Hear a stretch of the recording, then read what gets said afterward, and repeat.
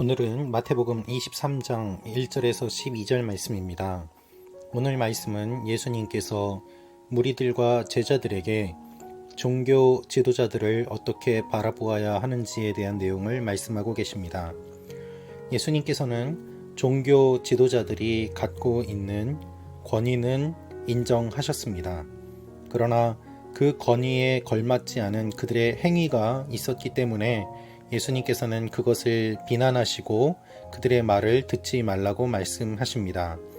그들이 말하는 것과 행하는 것이 달랐기 때문입니다.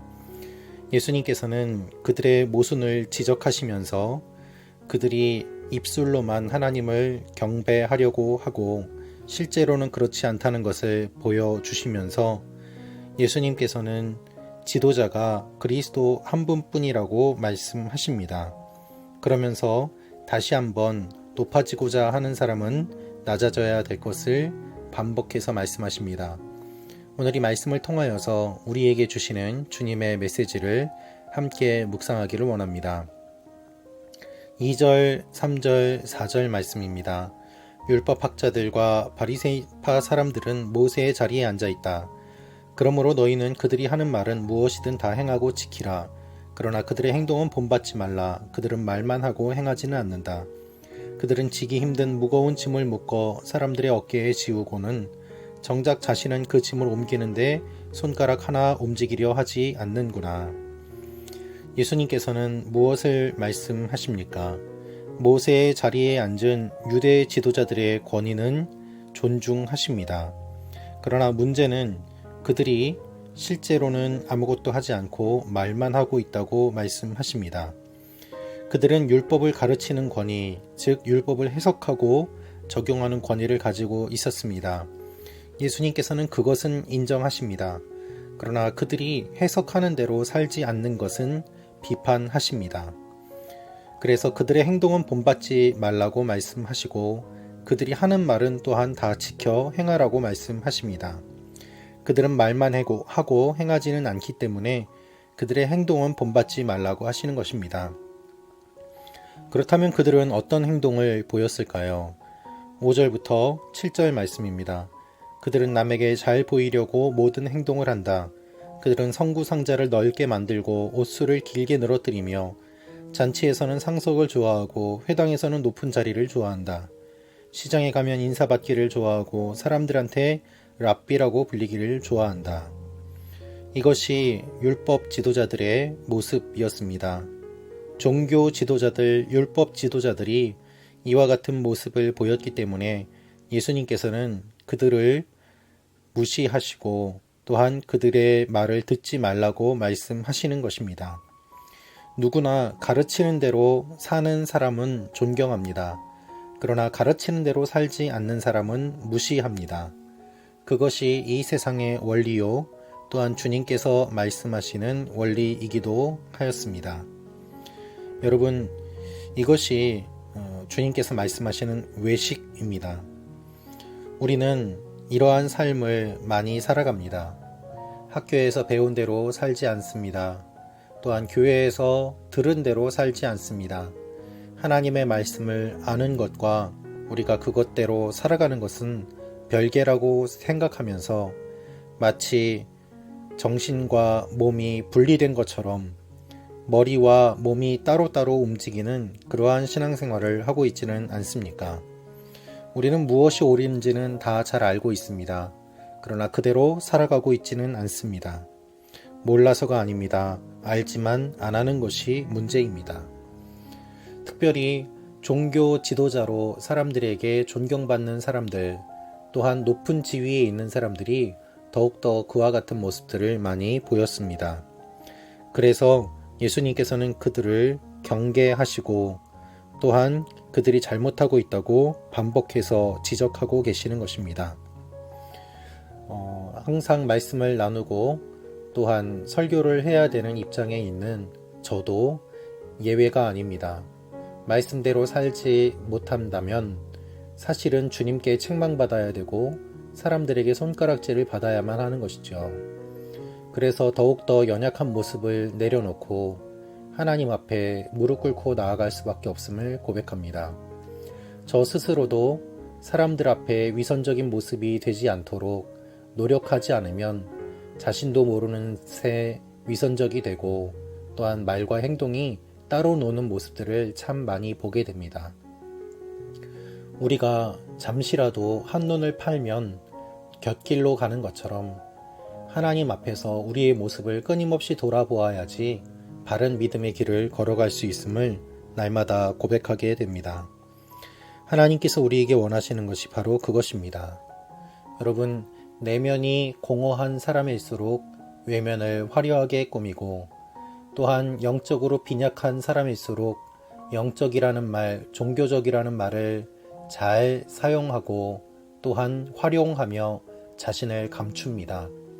내면이 공허하고 하나님과 관계가 빈곤한 사람이 영적인 사람인 것처럼 행동하고 또한 거들먹거리는 모습들을 우리는 너무나도 자주 보아오지 않았습니까? 부끄럽고 슬픈 일이지만 어떤 식당이나 모임에 성도님과 목회자가 함께 모여 있으면 누가 봐도 목사가 그 자리에 앉아 있음을 알 수 있을 정도의 일들, 그런 모습들이 많이 보입니다. 저희 친척 중에 한 분도 그와 같은 고백을 하신 적이 있습니다. 섬기는 교회의 목사님이 너무나도 많은 것들을 요구하고 또한 그것을 당연하게 여기기 때문에 그분을 섬기기가 힘들다는 것이었습니다. 여러분, 우리의 모습 가운데 혹시 이러한 일들이 있지는 않습니까?